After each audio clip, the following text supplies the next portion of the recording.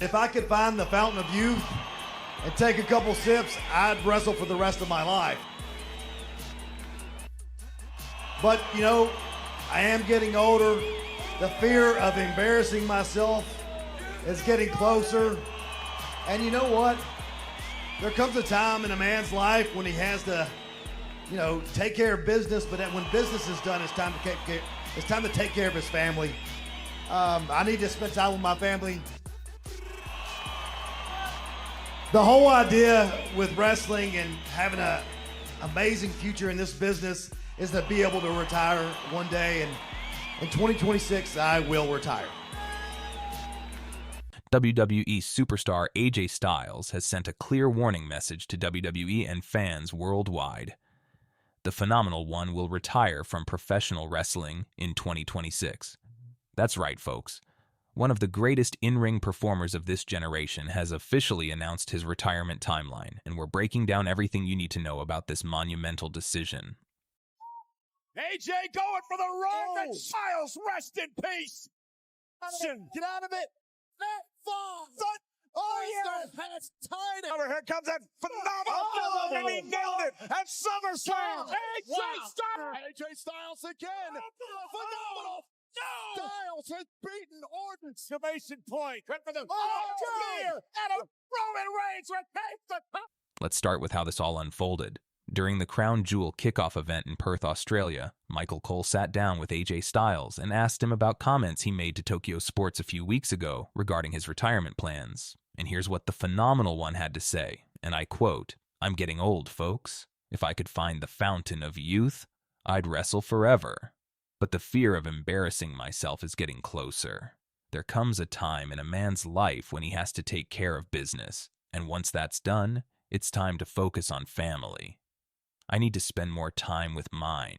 Wrestling gives you an amazing career, and the idea is to retire one day. In 2026, that's exactly what I'll do." I'm getting old, folks.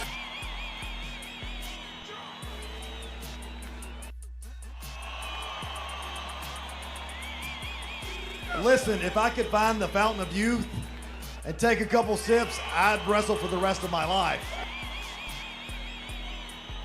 But, you know, I am getting older. The fear of embarrassing myself is getting closer. And you know what?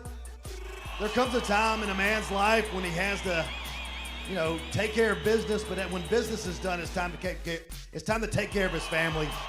I need to spend time with my family. The whole idea with wrestling and having an amazing future in this business is to be able to retire one day, and in 2026, I will retire. Now, if that doesn't hit you right in the feels, I don't know what will. At 48 years old, AJ Styles is making the incredibly difficult but necessary decision to step away from the ring before his body gives out on him. In his interview with Tokyo Sports, Styles was even more direct, stating, "I will definitely retire within the next year. I don't want the fans to see me as anyone other than AJ Styles. That's the main reason. I've decided to retire before my body can no longer move." AJ, I've interviewed you loads of times and I've never talked about it. The hair. What about it? It is glorious. Oh, thanks. And it's just long and glorious. Is there a long-term plan of it growing it further or cutting it or keeping it as it is? What's the plan? According to my wife, it's going to be cut soon. Like it's getting way too long, and she doesn't like it. So she's like repeatedly telling me I'm going to have to cut a couple inches off, which is fine. Not cut it all off. No, but when retirement does finally come, that will be the first thing that goes is probably the hair. Would it be a full shave? I'm thinking about it. I'm thinking about a full shave, just go completely gone, all of it. That's brave. But the thing is, if I want to grow out my hair after doing that, it's going to look really silly. There's always that point. I mean, you think about the evolution of AJ Styles when he started growing his hair out. It was emo AJ Styles, it was soccer mom AJ Styles, and now his hair's too long AJ Styles. So there's skinhead AJ Styles. Yeah, there'll be I didn't say that. Like, just a shaved head, not a skin head. We'll see. So how did WWE respond to this massive announcement? Well, the company took to Twitter, or X as it's now called, acknowledging the news and paying tribute to one of their biggest stars. WWE posted, "AJ Styles confirms he will retire in 2026. Thank you for being phenomenal, AJ. Styles made his wrestling debut way back in 1998, but his first major television appearance came in 2001 with World Championship Wrestling. After WCW was acquired by WWE, Styles turned down their contract offer to support his wife's dreams of finishing college. Now that's what I call a stand-up guy. In 2002, Styles joined TNA and Ring of Honor, where he truly became a household name in the wrestling world. He became the face of TNA, winning multiple championships and creating some of the most memorable moments in that company's history. He was TNA's first Triple Crown and Grand Slam champion. We were going to have new world tag team champions. My Jesus! Together, and yeah, they all going to work together. Here we go! Oh my goodness!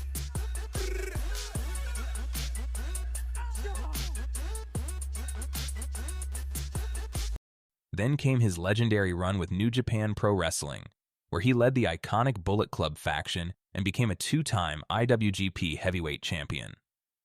This era solidified his status as one of the best wrestlers on the planet. But perhaps his most shocking moment came at the 2016 Royal Rumble when AJ Styles debuted as the number 3 entrant. The pop from the crowd was absolutely deafening. Nobody expected the Phenomenal One to join WWE, but he did, and what followed was nothing short of spectacular.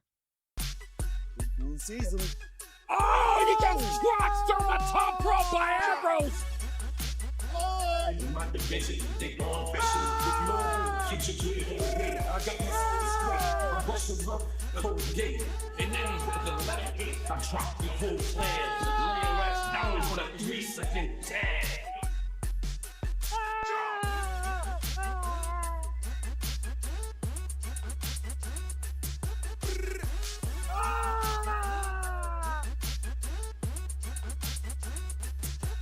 In WWE, AJ Styles has accomplished two-time WWE champion, with his second reign lasting 371 days, three-time United States champion, one-time Intercontinental champion, Raw, tag team champion with Omos, WWE Grand Slam champion, 2016 Slammy Award for Superstar of the Year, ranked number 1 in the PWI 500 twice, and who could forget his legendary Boneyard match against The Undertaker at WrestleMania 36? That match was pure cinema.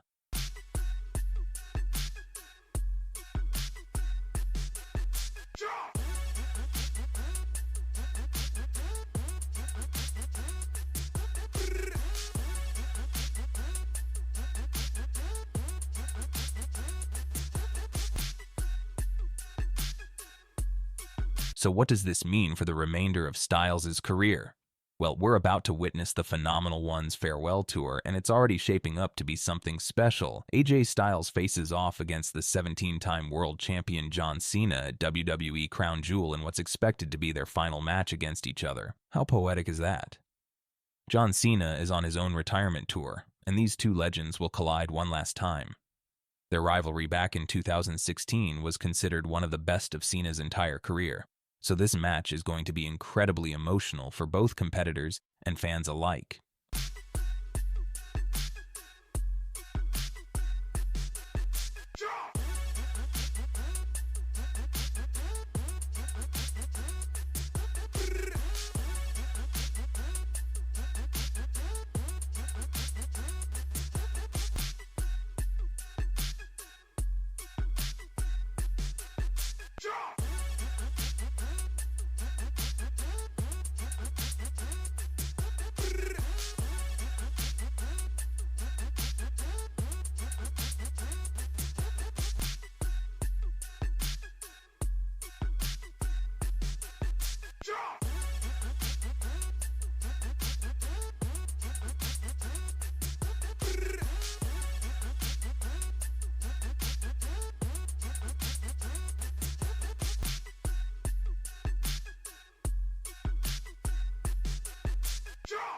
Styles has hinted at a possible appearance at WrestleMania 42 in Las Vegas next April. While nothing is confirmed yet, you can bet WWE is going to want to give the Phenomenal One a proper WrestleMania send-off.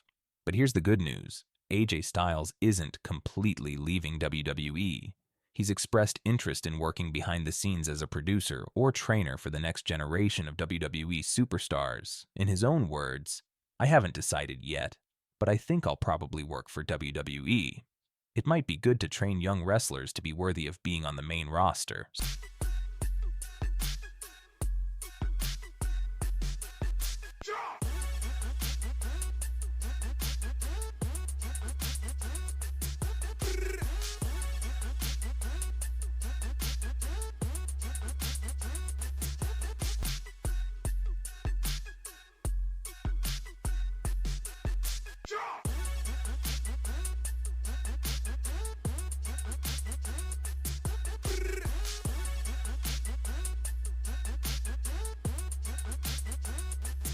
When I came back to WWE in 2007, and I was still doing Y2J, but I had short hair, and it just didn't feel right. It's like, I gotta get rid of this.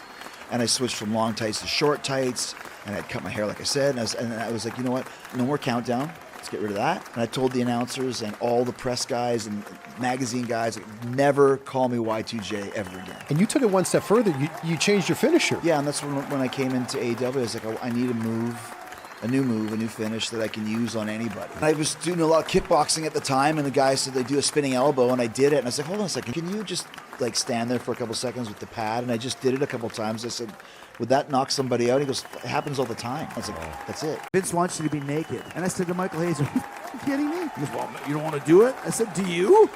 And Chippendales dance. So there's little kids in the crowd. I'll get arrested for being a file. So I'm like, I said, Mike, I'm not doing it. There's no way. And Christian was kind of scared because he was just getting the push at the time, and he was just like, dude, we're not you want to stand there naked? No, we're not doing it. Then 10 minutes later, Vince wants to see you. I'm like, of course he does. I go in the office, he's like, hey, so I heard you have a question about today. I said, I don't have a question, I have a statement. Yes, I'm not doing it. I am not standing naked in front of a crowd on Monday Night Raw. And he's like, well, damn it, what are we supposed to do then? I'm like, so aren't you going to get kicked off the air? He's like, well, we'll shoot it from far away. Who cares? It's going to be in the shot. Chris Jericho made it clear, I'm joining AEW. I'm done with WWE. It wasn't just a contract decision, it was a message, a warning shot across the wrestling world. Jericho walked away from WWE and jumped straight into AEW, a brand created to challenge everything WWE stood for, and he didn't just show up. He became the face of the revolution, world titles, main events, and a mission to prove WWE was replaceable. By the Jericho Appreciation Society, from Winnipeg, Manitoba, Canada, weighing 235 pounds, he is the Wizard, Chris Jericho! Misty morning, clouds in the sky. With that warning, the Wizard walks by Chris Jericho. But now, the warning has turned into a shock. Chris Jericho has left AEW, and against all expectations, he's coming back to WWE, the same company he once said he was finished with, the same company he claimed had lost its way. So the question isn't why he left anymore. The question is, why did he come back? Stay tuned, because this isn't a return. It's a confrontation. The moment I left to go to AEW, suddenly the entire salary structure changed. For years working in WWE, ask anybody next time you talk to your buddy The Undertaker. Vince's magic number was $1 million a year. Nobody gets more than that guaranteed. You might make more if you're working on top and with the pay-per-view bonuses and all that sort of stuff. Yeah. Merch and everything like that. Now, opening match guys are getting $1 million a year, and top guys are getting $30-40 million a year. 30-40 million? You'd be surprised. I don't think that ever would have happened had there not been AEW to scare the WWE into paying people more. But here's where it gets interesting. Vince McMahon himself told Jericho that he would main event WrestleMania 33, winning the WWE Championship from Kevin Owens as a babyface for the first time in his career. This was supposed to be Jericho's crowning moment after 7 world championships, all as a heel.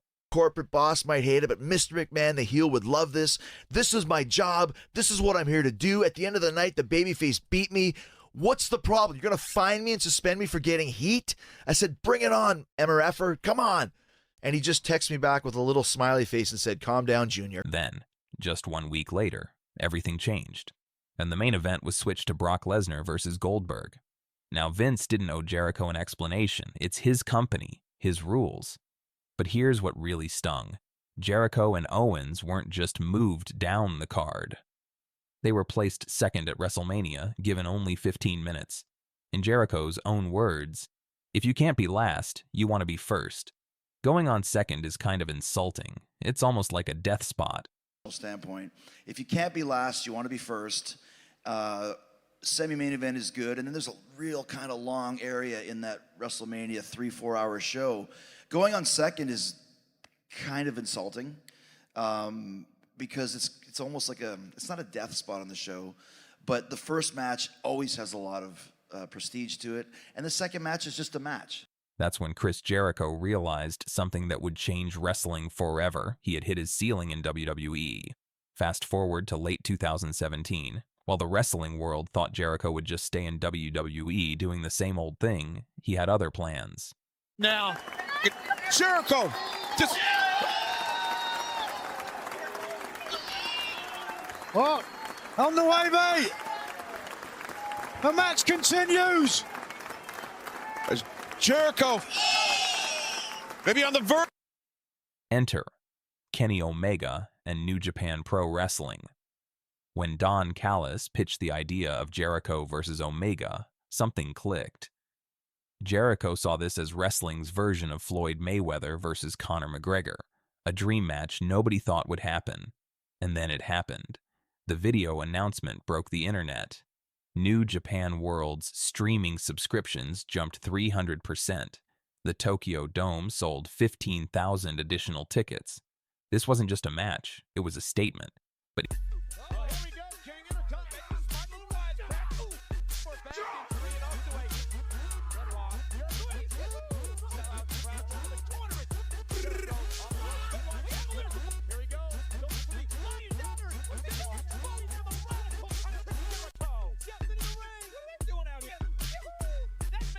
here's the real warning Jericho sent to WWE.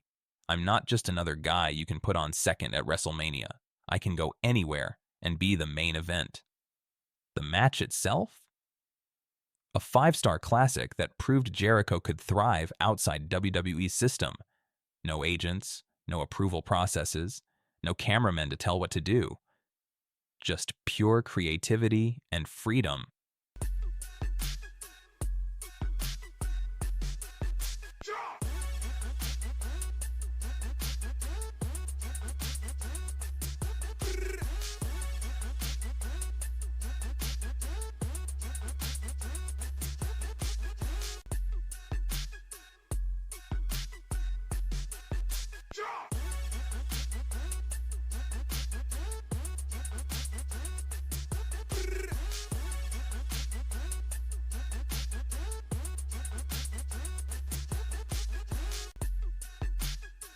And this is where the story takes its most shocking turn, because someone very important was watching that match, Tony Khan. Tony Khan saw that Tokyo Dome match and realized something crucial. People were desperate for an alternative to WWE. That match became the genesis of All Elite Wrestling.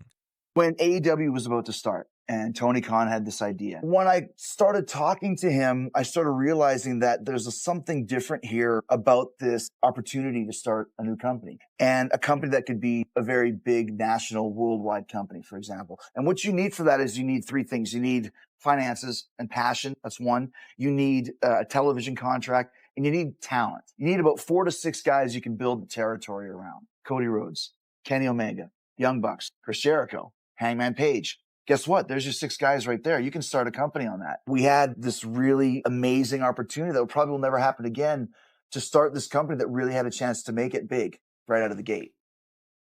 Now, imagine you're Chris Jericho. You're 48 years old. You've done everything in WWE. You have a family, kids getting to those cool ages where you want to be around them. Would you risk 3 years of your life on a brand new wrestling company? Most people thought Jericho was crazy, but here's what they didn't understand. Jericho wasn't just signing a contract. He was making a statement about his legacy. In his own words, I don't want to be just another guy. I want to make a difference. If I go back to WWE, it's the easy thing. I know what I'm doing. I know where I'll be, but I want to take a chance. Jericho feeling his, and Jericho just cuts out of Jericho just high, and just got taken. The spear of Jericho. Oh, yes! And Thomas Jericho regrets tomorrow. Love this move. Look out. Whoa! They hit him! He's the one that said he'd do. Oh! China got nothing right here. Goes underneath. There's the pedigree. Not a title challenge. Oh, falls of Jericho. Right. There's no. Yes! China in there, taking all that fun. When AEW launched, Chris Jericho wasn't just a signing.